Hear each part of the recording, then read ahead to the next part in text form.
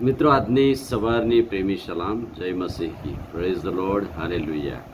57 ઉપર પ્રભુનું વચન આપણે જોતા આવ્યા છે. કેવી રીતે મંડળી, શરૂઆતની મંડળી પર સતાવણીઓ થઈ અને મંડળી વિખેરાઈ ગઈ. સેવકો પર સતાવણી થઈ, તેઓ નાસીપાસ થઈ ગયા, મરણ પામ્યા, શહીદ થઈ ગયા. પણ સતાવણી એ ત્યારથી શરૂઆતથી જ છે અને આજે પણ સતાવણીનો સામનો આપણે કરવો પડે છે. જુદી રીતે લોકો દ્વારા, અંદરથી, બહારથી અને બધી જ રીતે આપણને તકલીફ, મુશ્કેલીઓમાં મુકાય એવી વાત બને છે.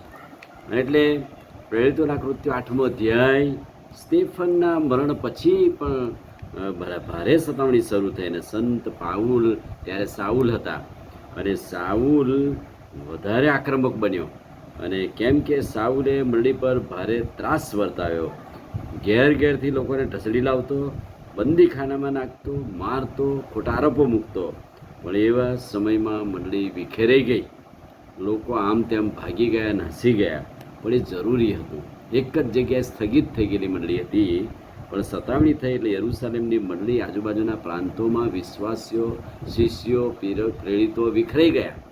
અને તેઓ જ્યાં જ્યાં ગયા ત્યાં બીજ વાયા સુવાર્તાના. પ્રભુનું વચન અસ્તિત્વમાં આવ્યું. એટલે જરૂરી હતું કે મંડળી પર સતાવણી થાય અને લોકો ચારે ગમ પ્રસરે. જેઓ વિખરાઈ ગયા તેઓ સુવાર્તા પ્રગટ કરતા ચારે ગમ ફર્યા. પ્રેરિતોના કૃત્યોનો 8મો અધ્યાય અને શરૂઆતના વચનો છે કે સ્ટેફનના મરણ પછી યરૂશાલેમની મંડળી પર ભારે સતાવણી થઈ. ભારે સતાવણીમાં મંડળી એ વિખરાઈ ગઈ. આજુબાજુના પ્રાંતોમાં તેઓ નાસી ગયા અને સાઉલે એક ત્રાસ મચાવી દીધો. અને એટલે પ્રભુના સેવકો પણ વિખરાઈ ગયા. પણ વિખરાઈ ગયા તો સુવાર્તા પ્રગટ કરી.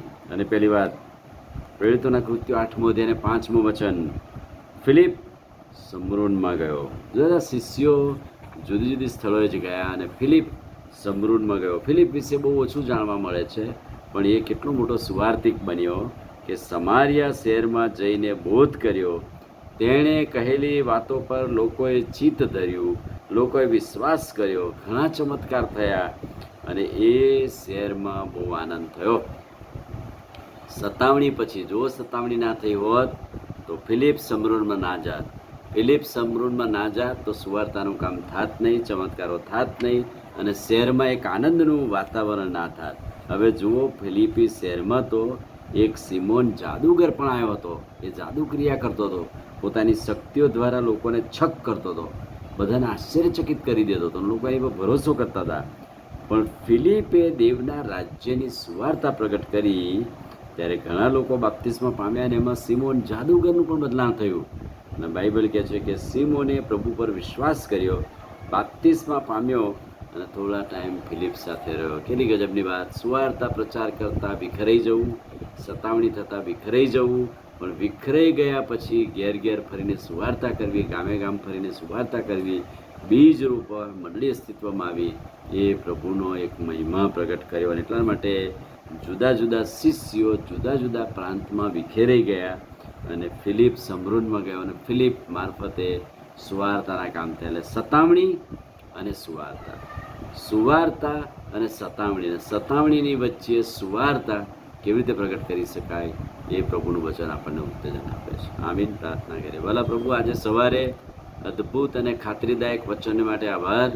યરૂશાલેમની મંડળી પર સતાવણી થઈ, ભારે કેર વર્તાવવામાં આવ્યો, પણ તેઓ પ્રસરી ગયા, વિખેરાઈ ગયા, જુદા પ્રાંતોમાં ગયા. સમારિયા પ્રાંતમાં ફિલિપ મારફતે સુવાર્તાનું કામ થયું. પ્રભુ આભાર, તમારા નામને ધન્યવાદ આપે છે આ વચનને માટે. પ્રભુ ઈસુના નામમાં પ્રાર્થીએ છીએ, સાંભળોને માન્ય કરો. આમીન. God bless you.